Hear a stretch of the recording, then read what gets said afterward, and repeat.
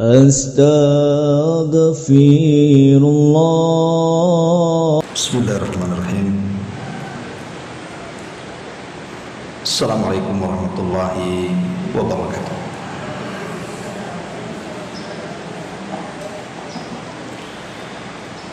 Ya Abdillah wassalatu wassalamu ala Rasulillah wa ala alihi wa sahbihi wa mawalah wa la hawla wa la quwwata illa billahi wa ba'd. Alhamdulillah, di pagi ini kita bisa kembali duduk di Masjid Nurul Hidayah. Salat dan juga salam tentunya tahdiahkan kepada Rasul kita Nabi besar Muhammad sallallahu alaihi wa ala alihi wasallam. Pagi ini kita akan membahas satu nasihat dari Luqman Al-Hakim terhadap anaknya. Dan kita tahu bahwa Luqman Al-Hakim dicantumkan namanya dalam Al-Quran, bahkan dijadikan satu nama dalam Suratul Luqman. Kita tidak hendak membahas tentang nasihat-nasihat Luqman dalam Al-Quran karena pernah juga kita bahas di sini. Ada satu riwayat yang bagus sekali dari ucapan beliau terhadap anaknya. Qala Luqman Al-Hakim libnihi, ya bunay,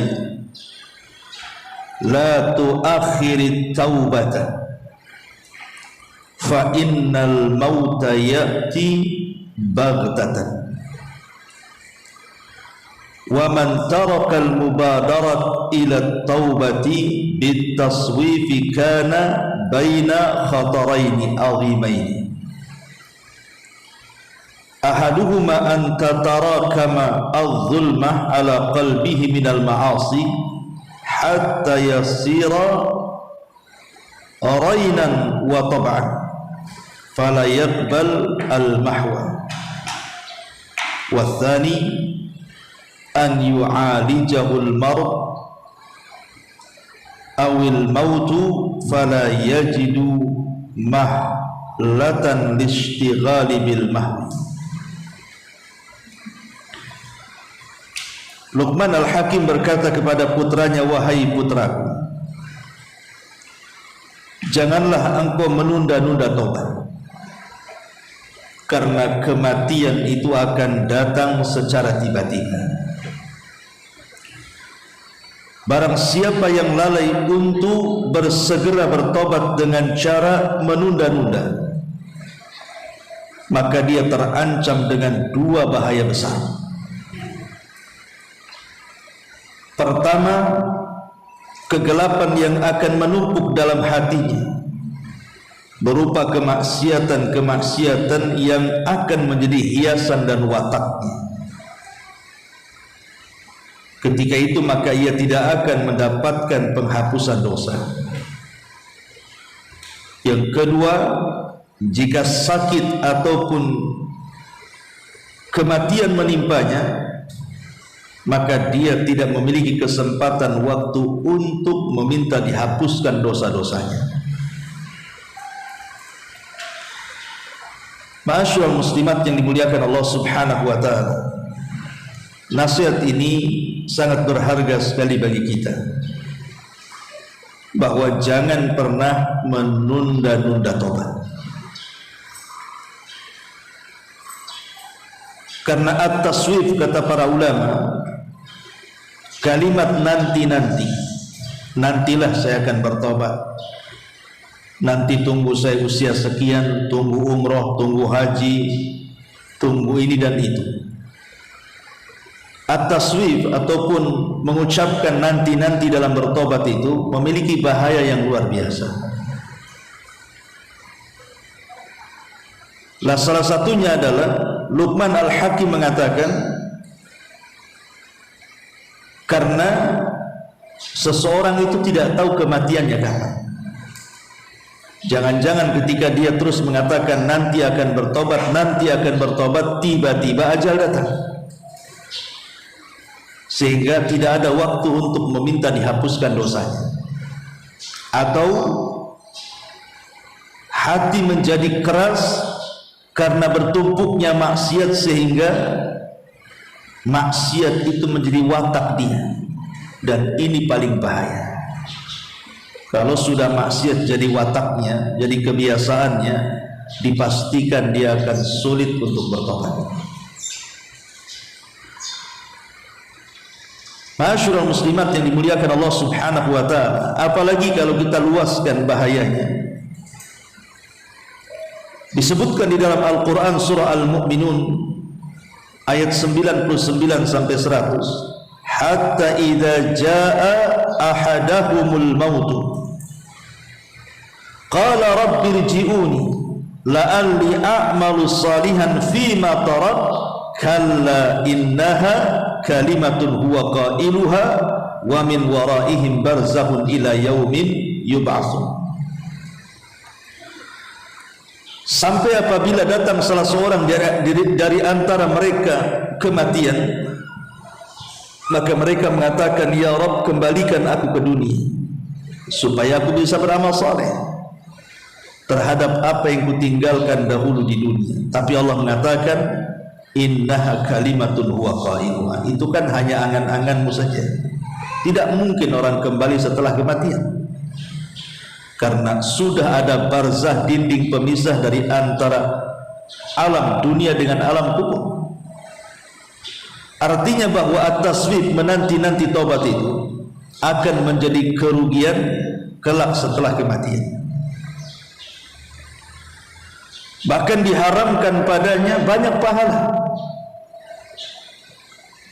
Karena Allah Subhanahu wa ta'ala mengatakan, innal khasirina alladzina khasiru anfusahum wa ahlihim yaumal qiyamah ala innal zalimina fi adzabin muqim. Karena orang-orang yang rugi adalah orang yang rugi terhadap diri mereka dan keluarga mereka, karena tidak ada pahala pada hari kiamat. Ketahuilah orang-orang zalim itu berada di azab yang sangat mengekalkan. Jadi di antara bahayanya adalah diharamkan pahala. Bahkan lebih daripada itu, kalau orang menumpuk-numpuk dosa, itu akan mempersulit taubat, sebagaimana orang kalau menumpuk-numpuk amalan tidak segera dikerjakan, maka akan mempersulit untuk melaksanakannya. Maka jangan pernah menunda-nunda taubat sehingga dosa tertumpuk-tumpuk. Ma'asyiral muslimat yang dimuliakan Allah Subhanahu wa ta'ala, dalam istilah taubat ada dua kata yang sering disebutkan dalam Al-Quran. Pertama al-istighfaru, dan yang kedua at-taubat. Istighfar dan juga taubat, apa bedanya?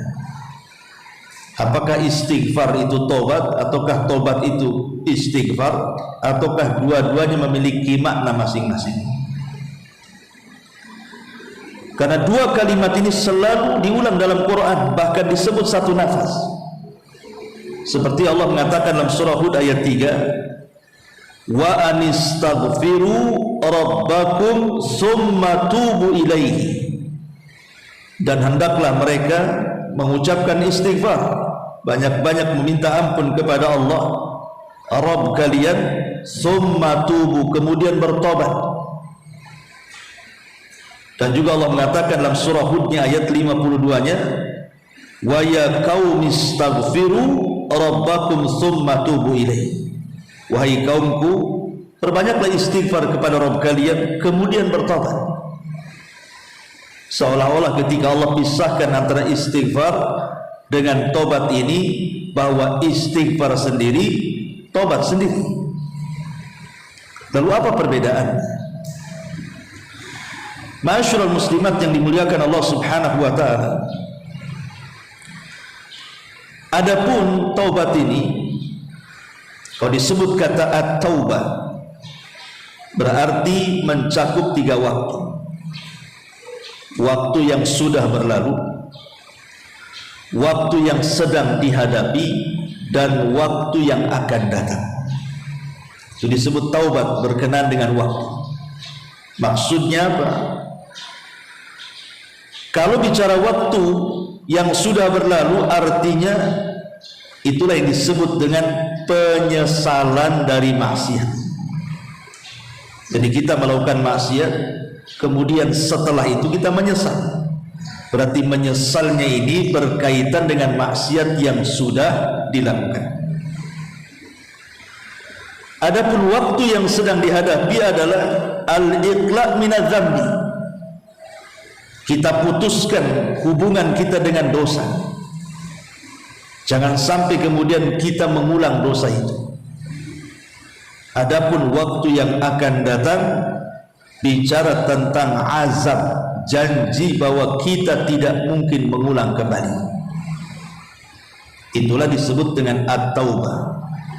Menyesal dari dosa yang sudah berlalu, melepas dosa yang sedang dilakukan, dan berazam untuk tidak melakukan di masa mendatang.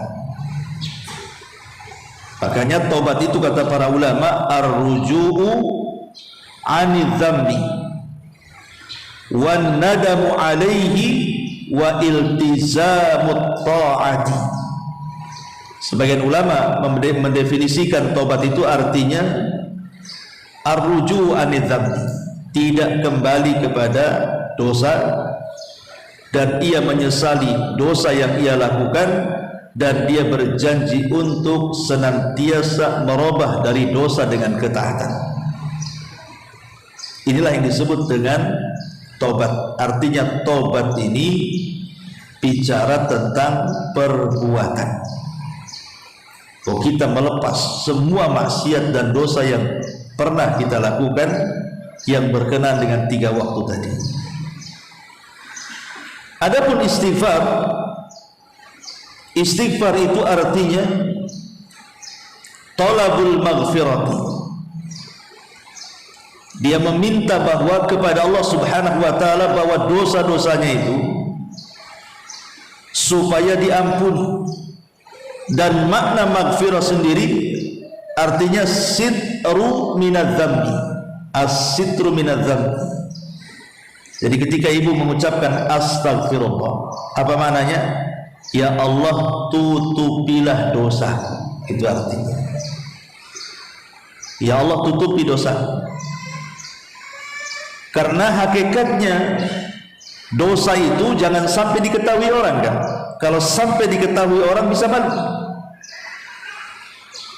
Dan kita tahu bahwa kalau Allah Subhanahu wa taala sudah membongkar satu aib kita saja, itu sudah cukup menjadikan kita rendah di mata manusia.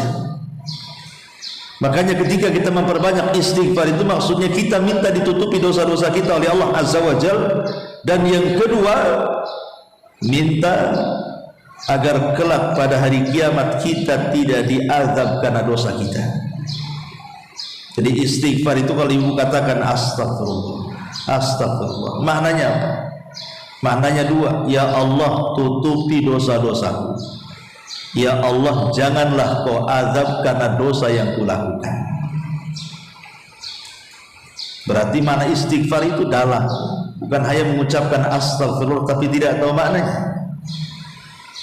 Dari sini penting kalau kita ini selalu terus mengucapkan astagfirullah, astagfirullah, karena kita hari-hari berbuat dosa.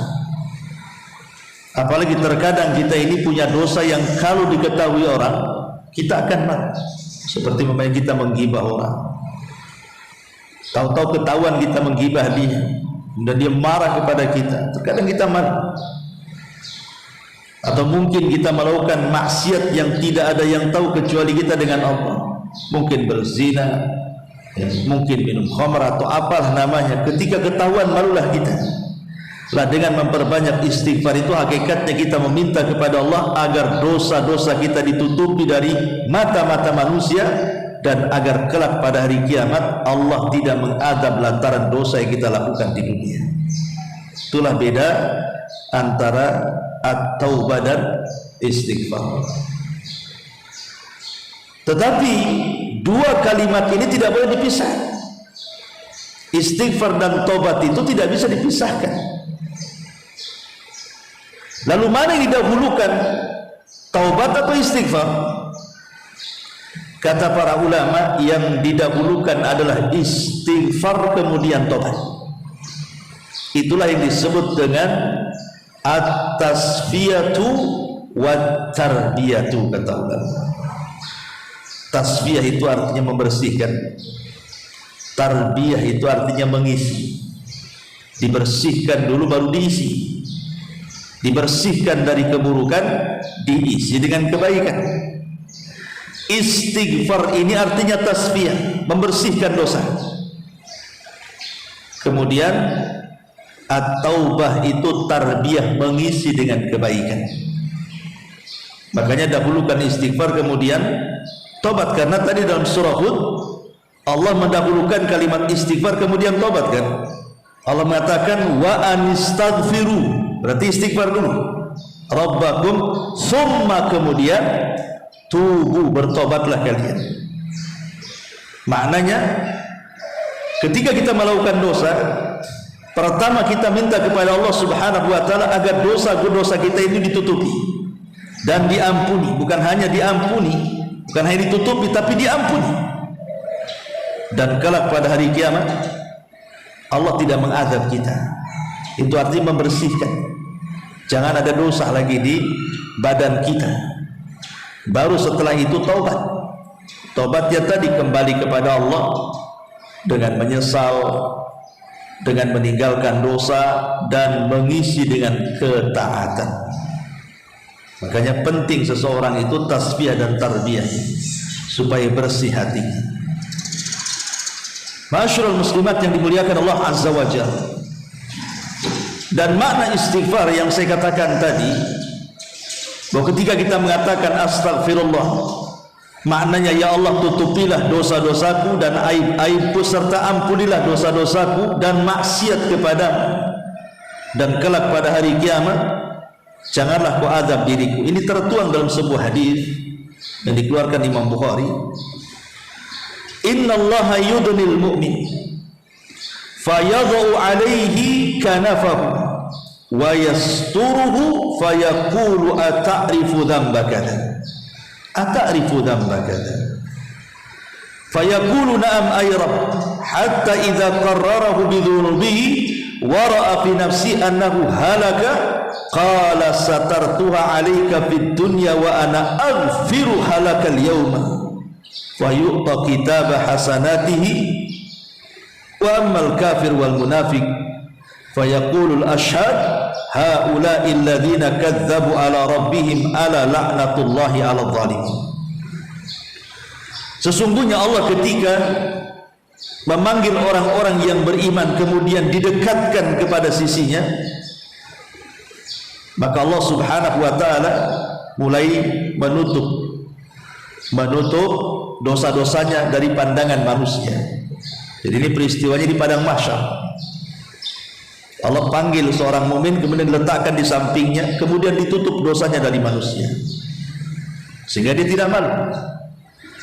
Kemudian Allah bertanya kepada orang mukmin ini, bukankah engkau telah melakukan dosa ini dan itu? Dia mengatakan, iya, aku melakukannya, dosa ini dan itu. Bukankah engkau sudah melakukan dosa ini dan itu? Ya, aku sudah melakukan dosa ini dan itu. Maka Allah Subhanahu wa taala mengatakan, dulu di dunia kututup aib, tidak ada yang tahu dosa-dosa, dan sekarang aku akan ampuni dosa-dosamu, artinya engkau tidak akan diazab. Dari sini kita tahu bahwa mana istighfar itu, ketika kita katakan astagfirullah, artinya kita minta ditutup dosa dan aib kita dari pandangan manusia, kemudian minta diampuni dosa-dosa kita, dan pada hari kiamat kita minta kepada Allah agar tidak diazab. Ma'asyiral muslimat yang dimuliakan Allah Azza wa Jalla, apa sih syarat taubat itu? Ulama mengatakan syarat taubat itu adalah Syarat tobat itu ada 6. Pertama, al-Islam wal ikhlas. Harus Islam. Orang kafir mau jungkir balik tobat pun gak akan diampuni, karena syaratnya harus Islam, kemudian ikhlas. Kalau tobat tidak ikhlas berarti bukan karena Allah tobatnya.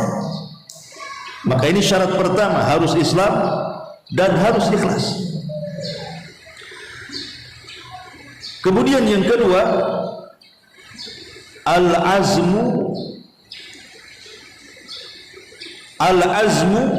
ala adami muawadati dzambi. Berjanji, kita mengikat janji dengan Allah Subhanahu wa taala untuk tidak mengulang dosa. Berjanji tidak mengulang dosa. Kemudian yang ketiga, an-nadamu ala ma salafa minhu minal ma'asi. Betul-betul menyesal, betul-betul dia menyesal kalau dia sudah banyak melakukan dosa di masa lampau. Kemudian yang keempat, al-azmu ala adamir ruju'i ilaih. Berjanji untuk tidak mengulang. Kemudian yang kelima, antakuna taubatu fi zamani qabuliha. Tobat itu harus pada waktu diterimanya. Kapan itu? Sebelum nyawa di tenggorokan dan sebelum matahari terbit dari arah barat. Dan yang terakhir, kalau memang dosa itu berkaitan dengan hak manusia, maka kembalikan haknya, baru taubatnya akan diterima. Inilah yang disebut dengan syurutut taubah. Adapun keutamaan taubat dan istighfar sendiri banyak. Saya akan rinci satu-satu. Pertama, keutamaan taubat dulu, baru kita bicara istighfar. Yang pertama, bahwa taubat itu tariqun ila mahabbatillah, jalan untuk mendapatkan kecintaan Allah Subhanahu wa taala.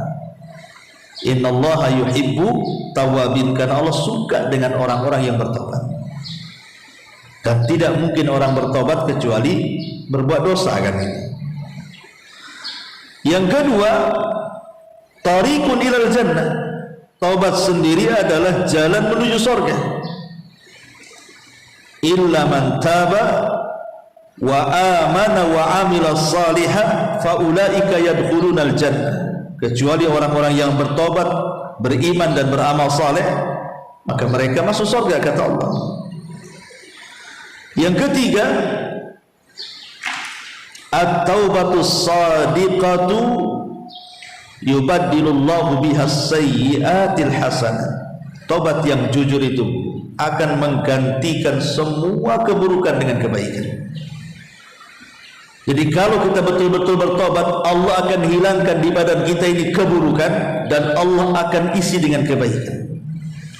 Karena Allah yang mengatakan di dalam Al-Quranul Karim, illa man taba wa amana wa amila salihan fa ulaika yubaddilullahu sayyiatihim hasanat. Kecuali orang yang bertobat, beriman, beramal saleh, maka mereka lah orang-orang yang Allah akan tukar keburukan-keburukan mereka dengan kebaikan. Kemudian yang keempat, sababun fin syirahi sadri, sebab lapangnya dada dan sebab baiknya jiwa. Jiwanya baik, dadanya lapang, itulah orang-orang yang bertobat. Bahkan lebih daripada itu, para malaikat pemikul arasy yang ada di langit sana, dan mereka adalah malaikat-malaikat dari deretan malaikat paling mulia di hadapan Allah.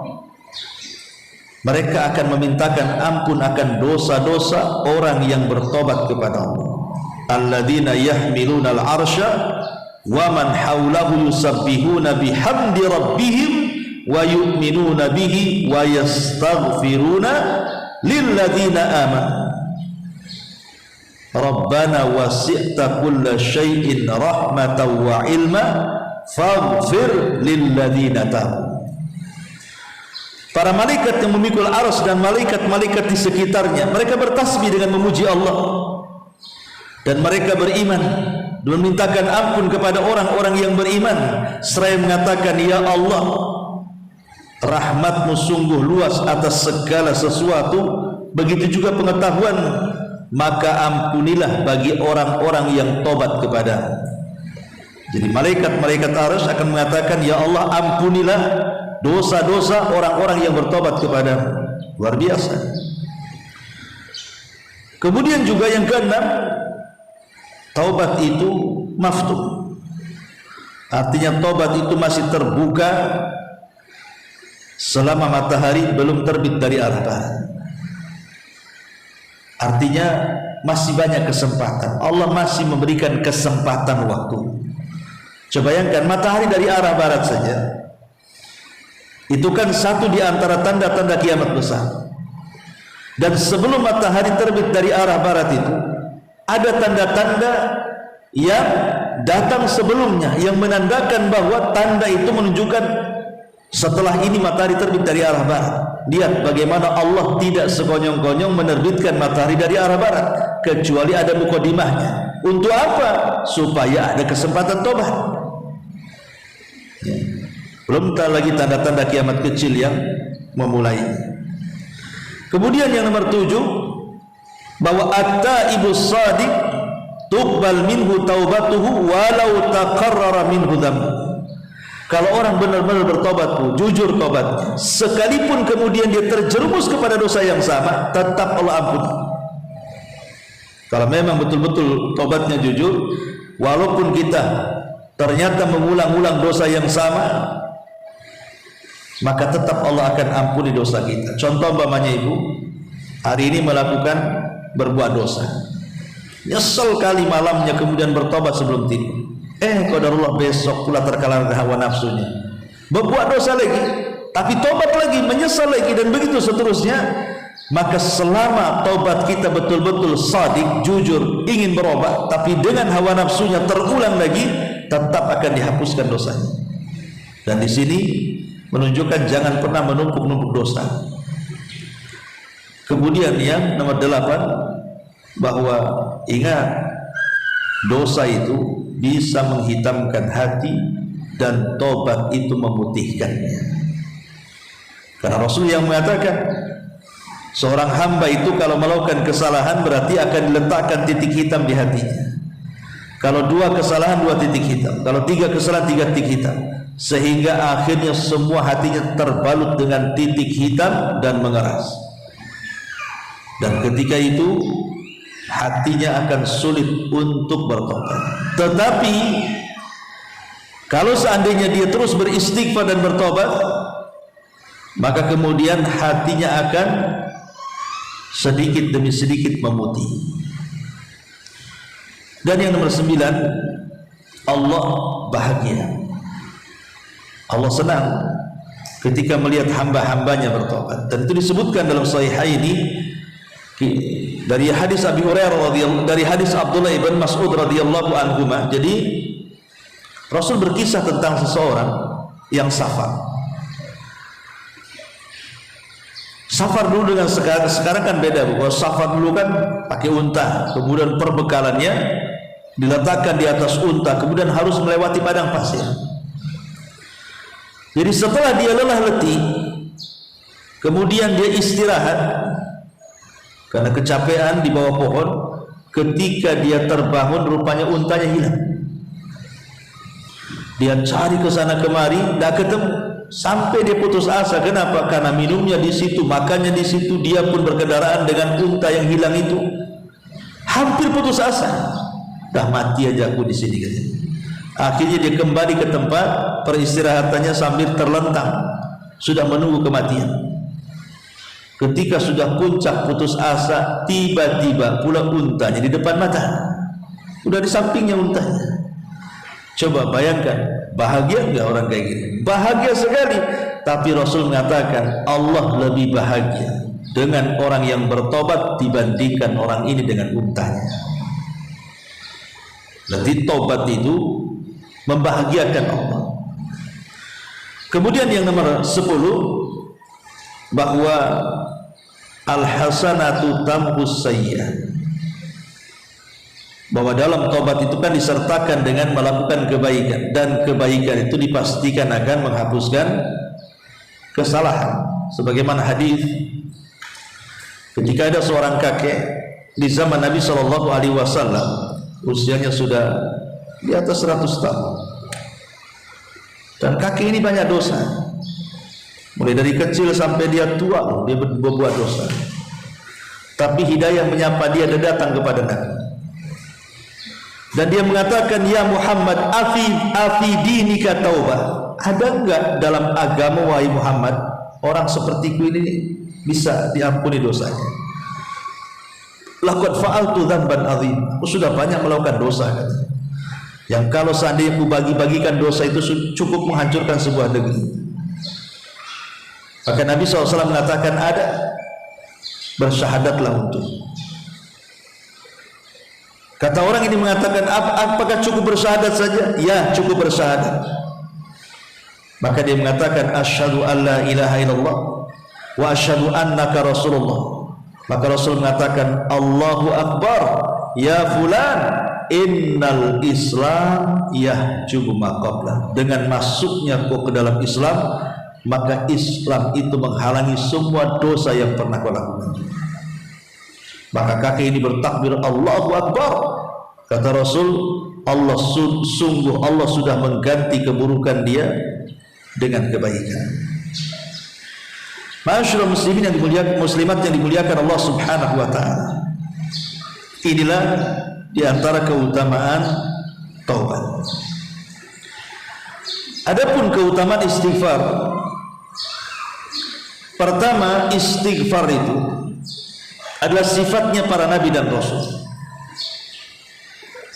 Nabi Allah Adam alaihi salatu wassalam dan juga Hawa ketika melakukan dosa memakan buah larangan, dosanya Nabi Adam itu satu, diusir pula dari surga.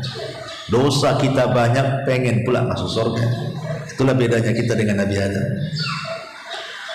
Jadi ketika Adam itu diusir oleh Allah dari surga, ada yang mengatakan dalam sejarah Adam di Sri Lanka diturunkan, Hawa di Jeddah, iblis di lautan, kan itu. Ketika kedua manusia mulia ini kemudian saling mencari, kemudian berjumpalah di Arafah. Maka Allah Subhanahu wa taala ajarkan kepada Adam kalimat taubat. Fatalaqqa Adam mir rabbih kalimat. Maka Allah ajarkan kepada Adam beberapa kalimat taubat, dan inilah kalimat yang pertama yang Adam ucapkan di bumi setelah perjumpaan dia dengan Hawa. Apa kalimat itu? Rabbana zalamna anfusana fa illam taghfir lana wa tarhamna lanakunanna minal khasirin. Ini kalimat pertama di permukaan bumi yang diucapkan manusia, kalimat taubat. Jadi taubat itu adalah sifatnya para nabi. Dan ketika Adam alaihi salatu wassalam mengucapkan kalimat ini, fataba alaihi innahu huwat tawwabur rahim, langsung Allah terima taubatnya. Kemudian juga yang kedua, Nabi Ibrahim alaihi salatu wassalam ketika dia membangun Ka'bah bersama Ismail, kemudian setelah selesai pembangunannya, apa kata Ibrahim? Rabbana waj'alna muslimaini lah wa min dzurriyyatina ummatan muslimatan lak wa arina manasikana. Syahidnya di sini, wa tub alaina. Ya Allah, aku bertobat kepada subhanallah.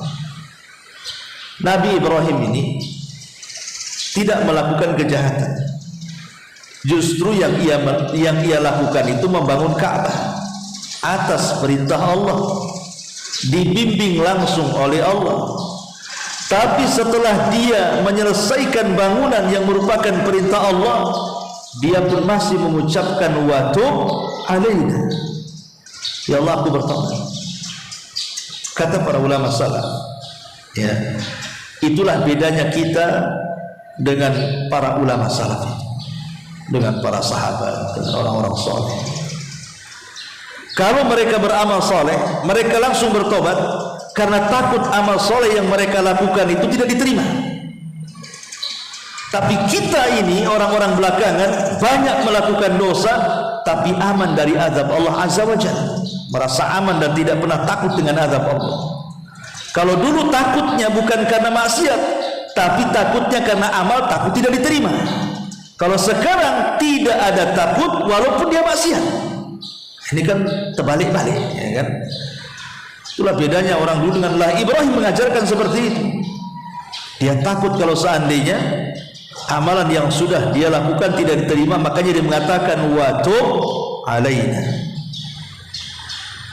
Kemudian Nabi Musa alaihi salatu wassalam yang ketiga, saat dia mengatakan kepada Allah, Rabbi arini anzur ilaika, ya Rabb, sekali-kali tampakkanlah wajah biar aku bisa melihat. Tapi Allah mengatakan lantarani, Musa, kau tidak mungkin melihatku. Tetapi kalau engkau maksa juga, maka Allah mengatakan walakin zur ilal jabal, kau lihatku bukit batu itu, bukit Tursina, fa in istaqarra makanah fasawfa tarani. Kalau aku menampakkan zatku kepada batu itu, batu tidak bergeming dan tidak hancur, pasti kau akan melihat. Falamma tajalla rabbuhu lil jabali ja'alahu dakka. Ketika Allah menampakkan zatnya kepada gunung itu, hancur gunung itu, berkeping-keping. Wa kharra Musa sa'iqa, Musa langsung pingsan karena kagetnya dengan hancurnya gunung itu. Falamma afa, ketika Musa sadar, qala, dia mengatakan subhanak tubtu ilaika wa ana awwalul muslimin. Maha suci Engkau ya Rabb, aku bertobat kepadamu dan saya orang yang pertama kali berserah diri.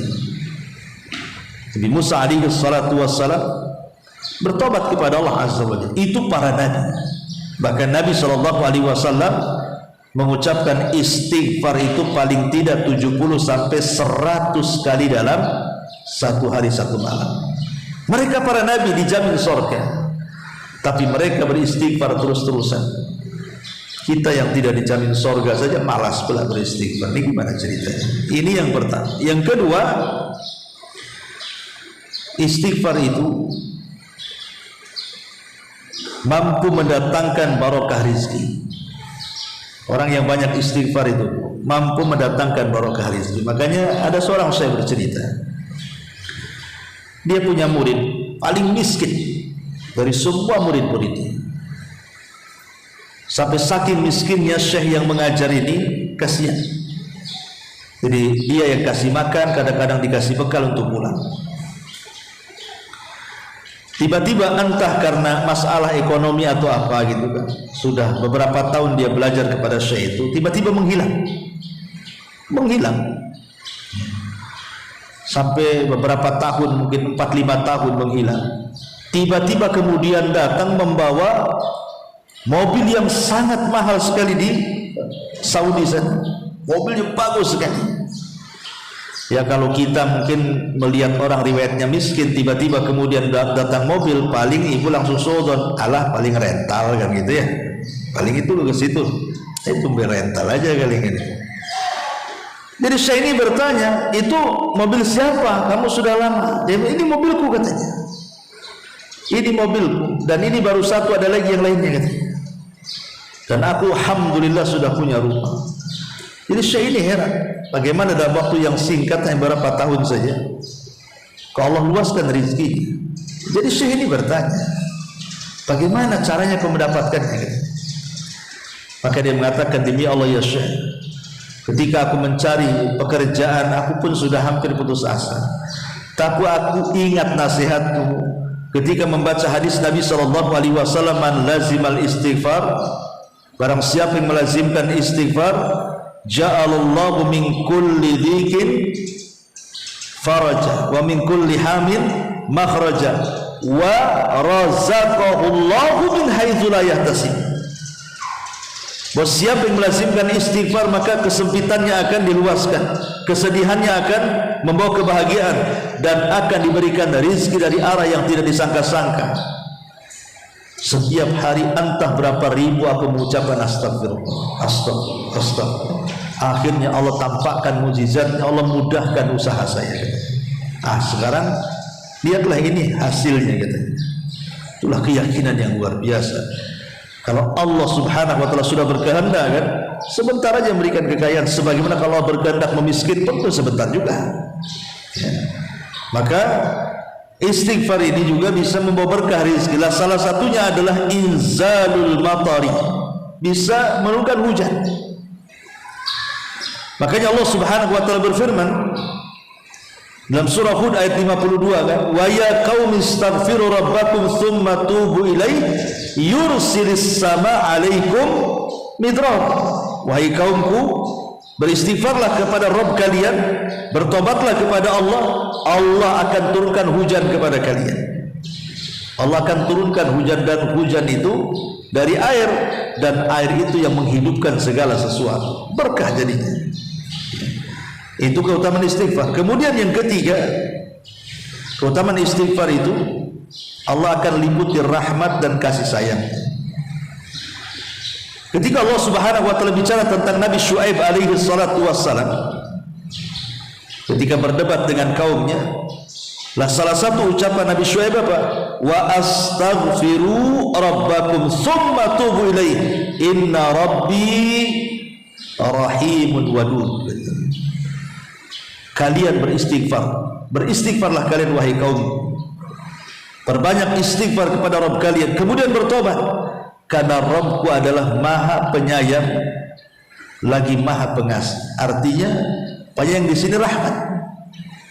Jadi orang yang memperbanyak istighfar akan diliputi rahmat Allah, kasih sayang Allah azza wa jalla. Dan kalau Allah sudah sayang dengan kita, apapun yang kita minta pasti dikasih. Namanya orang sayang. Sesama manusia, kan, sayang aja apapun permintaannya pasti diusahakan.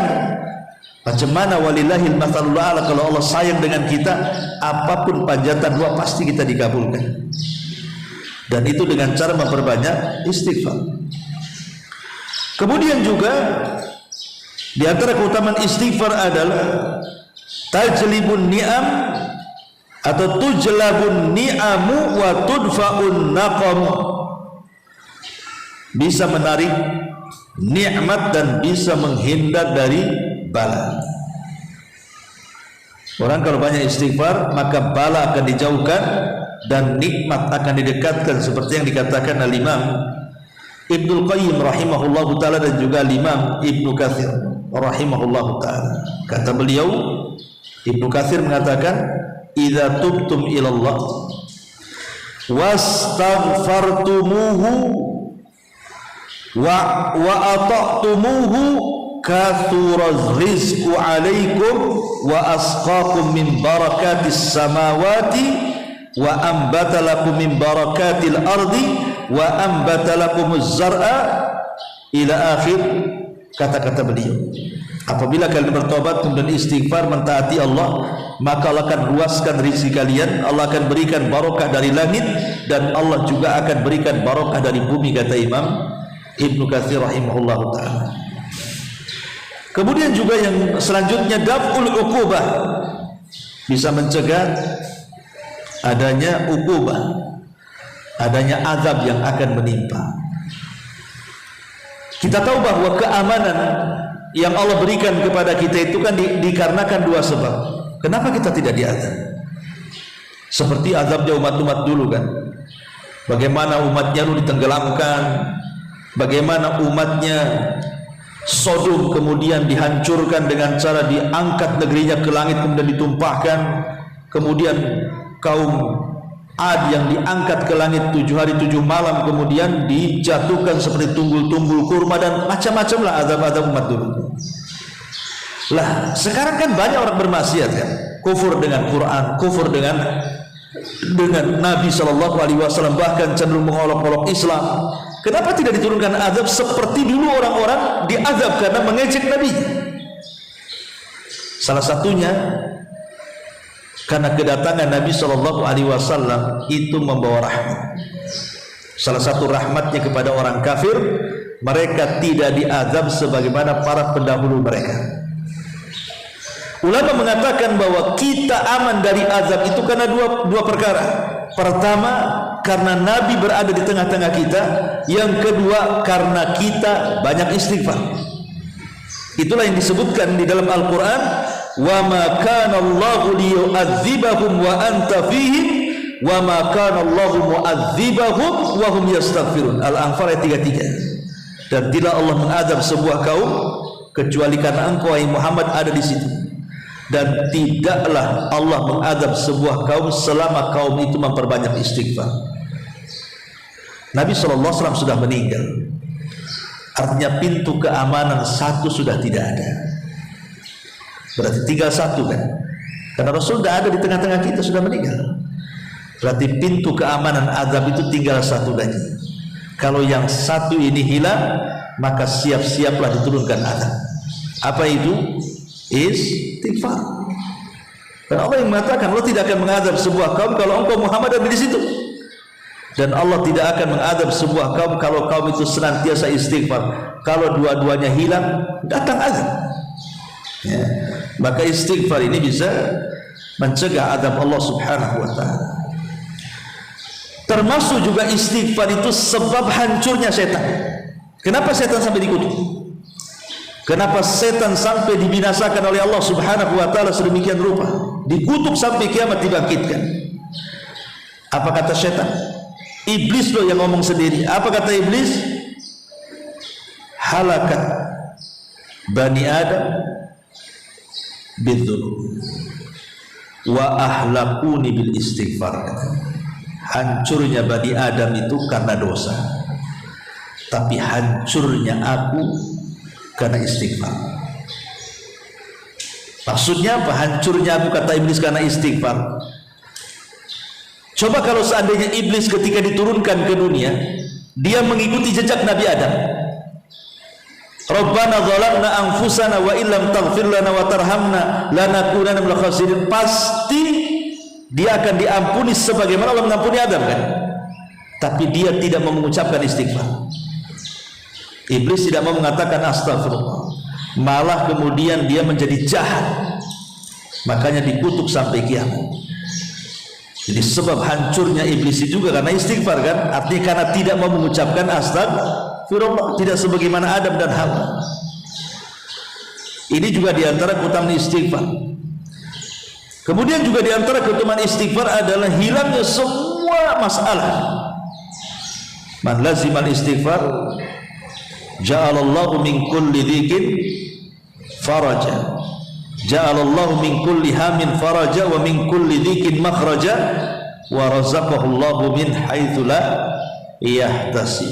Siapa yang melazimkan istighfar, Allah jadikan setiap kebingungannya kebahagiaan, setiap kesulitannya kelapangan. Artinya kalimat kebingungan itu karena banyak masalah. Orang bingung kan banyak masalah. Makanya saya nasihatkan, kalau ada masalah apa saja, langsung istighfar. Istighfar. Boleh jadi masalah itu datang karena dosa.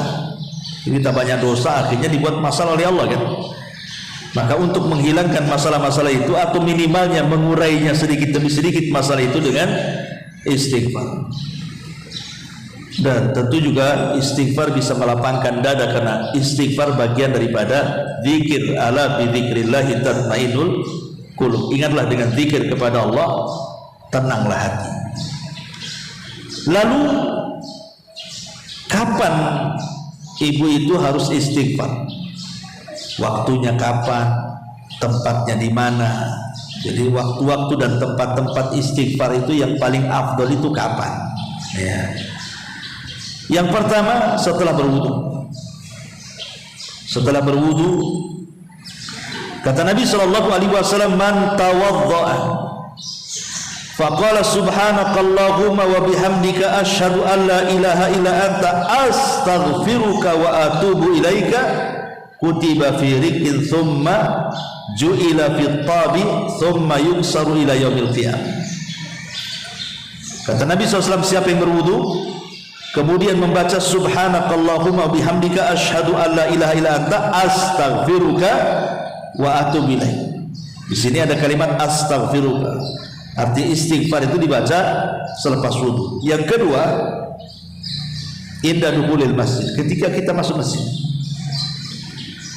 Karena Nabi SAW mengatakan, ataupun Fatimah bintu Rasulillah bercerita, kana Nabi sallallahu alaihi wasallam idza dakhala al-masjid shalla 'ala Nabi sallallahu alaihi wasallam wa qala rabbi ighfirli dhunubi waftah li abwaab rahmati. Rasul itu kalau masuk masjid doanya apa? Pertama kali istighfar dulu kan, rabbi firli, ya Allah ampuni dosaku, baru waftah li abwaab rahmati, bukakan pintu rahmatmu. Kalau keluar juga sama, ibu keluar dari masjid ini, doanya apa? Rabbighfirli, ya Allah ampuni dosa-dosaku, waftah li abwaaba fadli, bukalah pintu karuniamu.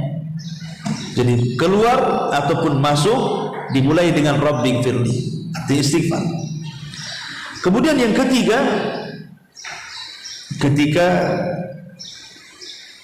seseorang sedang sholat, selesai sholat, zikir wirid sholat, makanya saya katakan, kalau ibu habis sholat jangan baca-baca wirid yang lain, baca dulu astagfirullah 3 kali, baru setelah itu ambil wirid-wirid yang lain. Kenapa fungsinya Bu?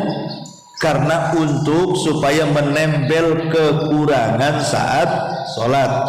Namanya ibu sholat itu kadang menghayal, kadang melamun, kadang ada yang disebut dengan khusyuk nifak, nampak badannya khusyuk, otaknya pula kemana-mana. Mungkin habis bertengkar dengan suaminya kan ibu kacau tuh sholatnya. Sholatnya betul-betul, rupanya lagi melamun dia.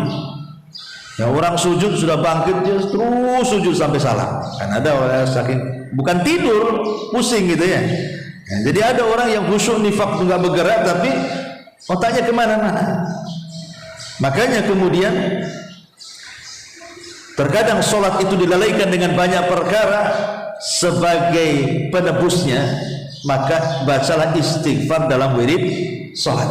Itulah fungsi istighfar setelah sholat itu, untuk menempel yang kurang-kurang dalam sholat. Kemudian juga ketika hendak tidur, kita juga beristighfar.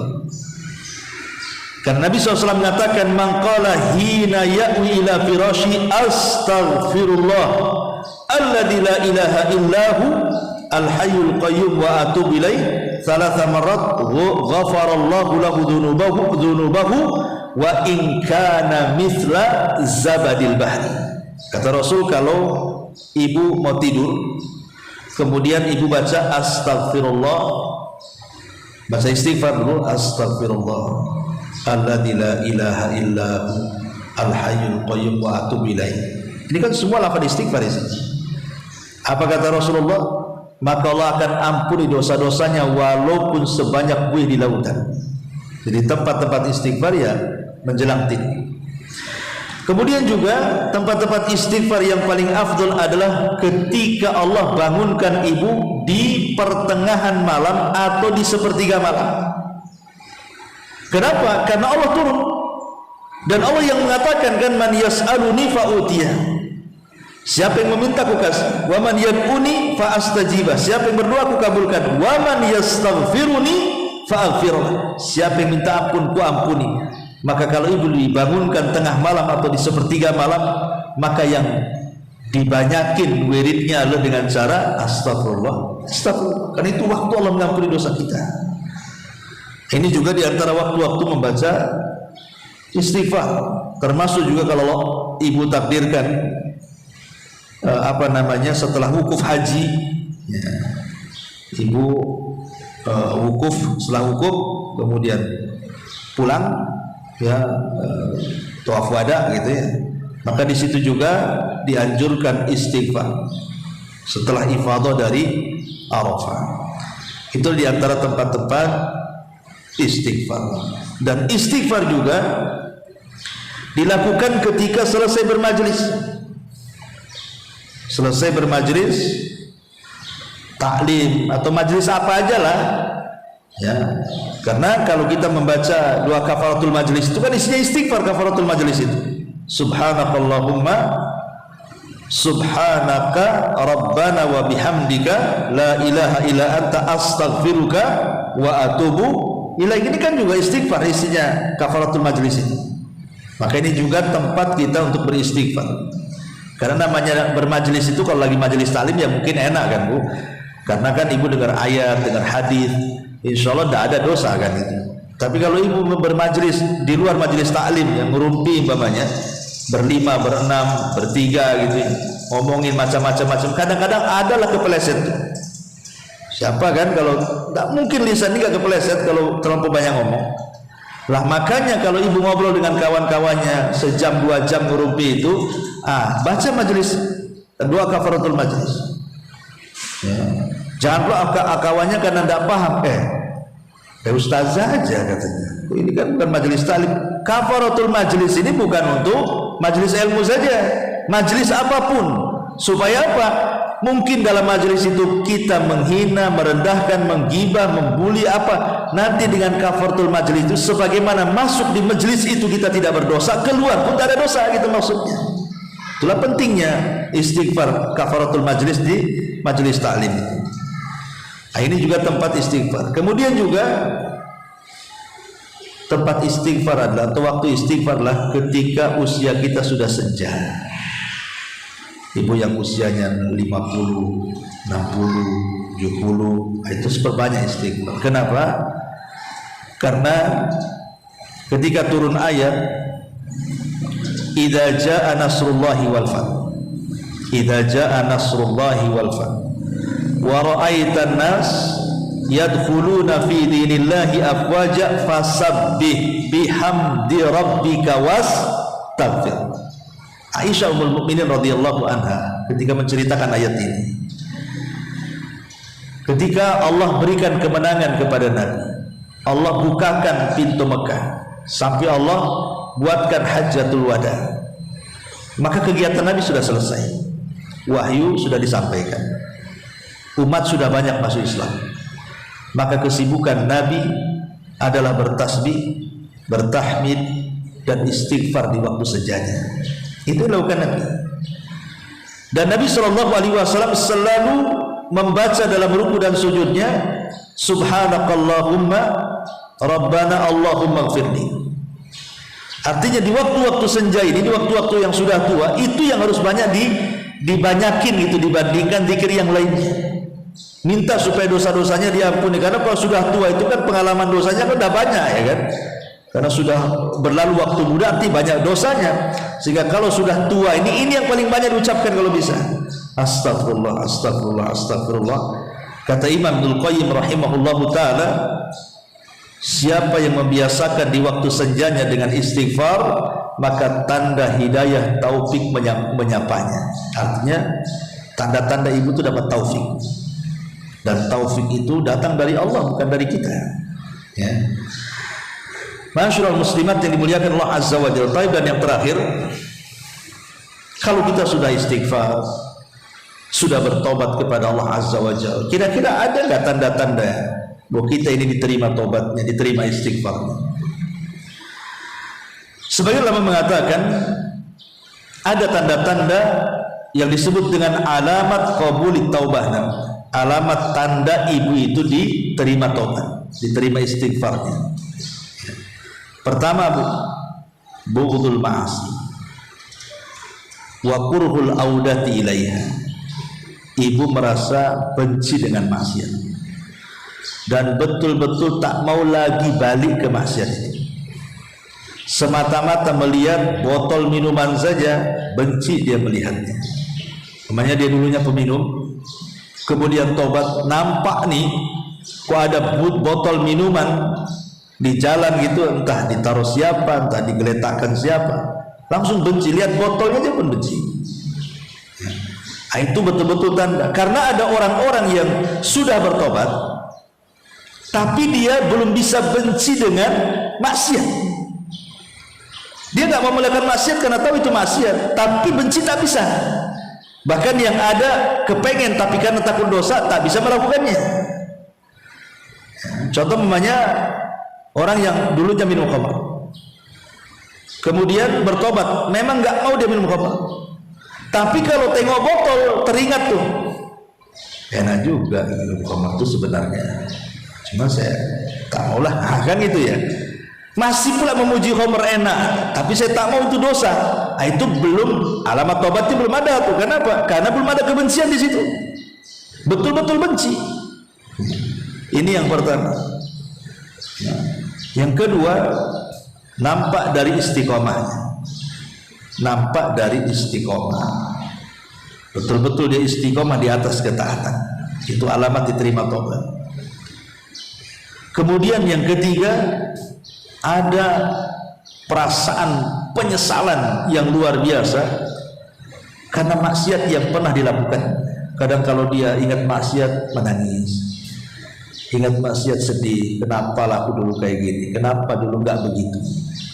Itu disebut nafsul lawamah.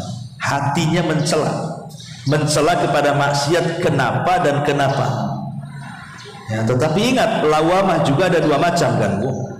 Ada hati lawamah itu yang dicela kemaksiatannya, dan itu hati yang akan masuk kepada mutmainnah. Tapi kalau yang dicela kebaikannya, berarti hatinya akan turun kepada nafsu ammaratin bisu, nafsu yang menyuruh untuk melakukan kejahatan. Contoh, ibu melakukan maksiat, ya tadi akhirnya menyesal sampai nangis, ya hatinya mencela, kenapa aku tadi maksiat, kenapa aku tadi maksiat, ya. Ini namanya lawamah yang baik, karena dari sini akan menjadi mutmainnah. Tapi ada lawamah yang tercela, ibu sedekah 5 juta sampai di rumah, kenapa 5 juta, kenapa enggak 1 juta saja, lah ini namanya apa, mengungkit-ungkit sedekah kan. Sudah kasih 5 juta sampai di rumah mikir, kenapa enggak 1 juta saja, kenapa, nyesel aku. Nah, ini nanti turun tuh derajatnya ke amaratun bisu, ya. Maka kalau dia menyesalnya karena perbuatan dosa, apabila dia bangun tengah malam, dia sampai bisa mencucurkan air mata sebagaimana Rasul mengatakan, wa rajulun dzakarallah fa fadat aina, seorang laki-laki yang bercucuran air mata karena mengingat akan dosa-dosanya, maka inilah tanda-tanda orang itu diterima tobatnya. Dia bisa, ya, penyesalan yang luar biasa. Kemudian yang keempat, ya, bahwa tanda diterima tobatlah hubbu mujalasatis salihin, cinta untuk duduk bersama orang-orang yang baik, yang soleh, dan benci dengan orang-orang jahat. Tidak mau dia, ayolah ke sana, malas, digibah aja di situ, dia tidak mau. Bagus saya perlu hidayah ngaji. Nah, jadi dia maunya duduknya sama orang-orang baik saja, sama orang-orang gak baik gak mau dia, ya. Kemudian juga al-atharul ladzi yajiduhu ta'if fi hayatihi min barakatin fi malihi wa ahli wa auladi. Nampak berkahnya. Pokoknya setelah kemudian ibu bertobat, betul-betul tobat, nampak berkah di keluarga. Nampak gitu, tengok anak-anaknya baik-baik gitu. Pasangannya makin baik, soleh dan soleha, usahanya juga makin baik, ya, walaupun tidak kaya tetapi cukuplah, berkah lah istilahnya kan. Nah, itu juga salah satu tanda yang tampak. Yang terakhir juga mulazamatul istighfar wa du'a. Ketika setelah dia bertobat, dia tidak henti-hentinya membanyak istighfar dan juga bertobat, maka itu juga diantara diterimanya tobat. Wallahu a'lam bishawab. Ini diantara perkataan Luqmanul Hakim tentang jangan kita menunda-nunda taubat. Baik, sampai di sini kita buka aja.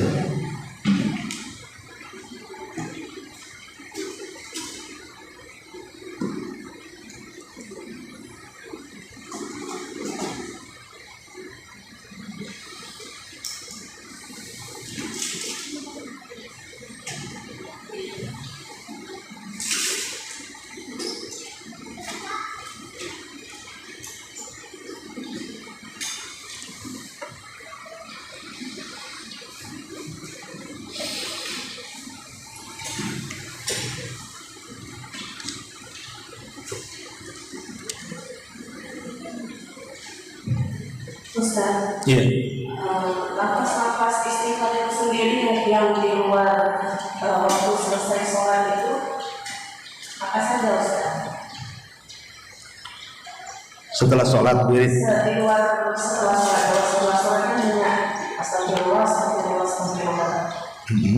Kalau nafas istighfar ketika mungkin kita menapaskan mungkin saat kita sedang tidak dalam keadaan kita dan usaha kita sedang berguna jadi malam hari atau keseharian ketika kita sedang duduk atau bagaimana kita sebaiknya apa ya istighfar yang seperti apa? Astagfirullah atau bilahi atau astagfirullah saja, astagfirullahaladzim. Iya, sebenarnya lafaz istighfar itu apapun bisa, baik disingkat astagfirullah atau astagfirullahaladzim, astagfirullah wa atubu ilaih. Ya tentu dengan menggabungkan istighfar dan taubat jauh lebih baik, ya, karena dua permintaan kan, istighfar dan taubat. Tetapi sekali lagi kalau istighfar dan taubat itu kan bukan hanya sekedar ucapan ya, harus ada perbuatan. Berarti kalau kita hanya mengucapkan astagfirullah wa atubu ilaih ini berarti masuknya kepada zikir, bukan kepada pembahasan yang kita bahas di sini.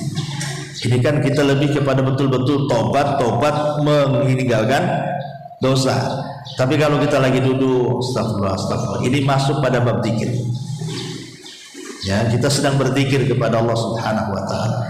Ya kalau cerita istighfar ya paling baik ya sayyidul istighfar. Itu paling baik. Kalau kita malas nih, astagfirullah, malas lah. Ya umpamanya satu hari sampai beludah gitu ya. Mungkin banyak istighfar itu kalau memang malas. Pada itu baik kan? Maka cukup ambil pagi sayyidul istighfar, petang dengan sayyidul istighfar. Allahumma anta rabbi la ilaha illa anta khalaqtani wa ana abduk wa ana ala ahdik wa wa'dika mastata a'udzu bika min syarri ma sana abu bi nikmatika alayya wa abu bi dzambi faghfirli fa innahu la yaghfiru dzunuba illa anta. Kata Rasul, siapa yang dibaca di pagi kalau Allah takdirkan meninggal pasti masuk surga. Kalau dibaca di sore hari kemudian malamnya meninggal pasti masuk surga. Jadi kalau kita malas baca istighfar dengan ratusan atau ribuan kali, maka ambillah sayyidul istighfar di pagi dan petang. Tapi kalau hanya dijadikan wirid, yaitu maksudnya bab zikir. Bab zikir.